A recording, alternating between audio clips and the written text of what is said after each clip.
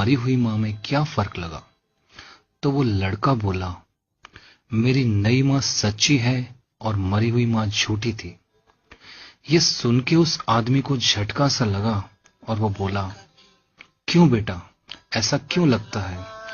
जिसने तुझे जन्म दिया वो झूठी और कल आई हुई माँ सच्ची क्यों लगती है? लड़का बोला, जब मैं मस्ती करता था तब माँ कहती थी, अगर तू इसी तरह मस्ती करेगा तो तुझे खाना नहीं दूंगी। मैं फिर भी बहुत मस्ती करता और वो मुझे पूरे गांव से ढूंढ कर लाती, अपने पास बैठाकर अपने हाथों से खाना खिलाती थी। और ये नई माँ कहती है, अगर तू इसी तरह मस्ती करेगा तो तुझे खाना नहीं दूंगी। और सच में उसने आज मुझे 3 दिन से खाना नहीं दिया। दोस्तों, माँ तब भी रोती थी जब बेटा पेट में लात मारता था।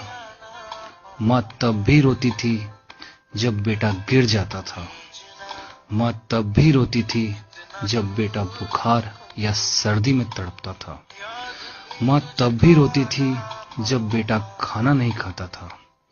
और माँ आज भी रोती है जब बेटा खाना नहीं देता।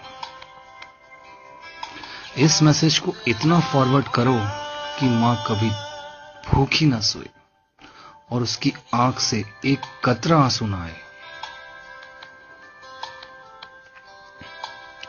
दोस्तों, वो भी क्या दिन थे। मम्मी की गोद और पापा के कंधे।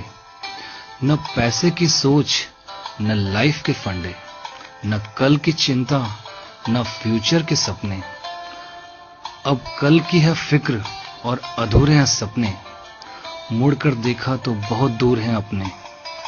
मंजिलों को ढूंढते कहां खो गए हम, आखिर इतने बड़े क्यों हो गए हम। दिन भर काम के बाद पापा पूछते हैं कि कितना कमाया। वाइफ पूछेगी कितना बचाया। बेटा पूछेगा क्या लाए। लेकिन माँ ही पूछेगी, बेटा कुछ खाया। अगर आप फ्री हो तो इस मैसेज को इतना फैलाओ जितना आप अपनी माँ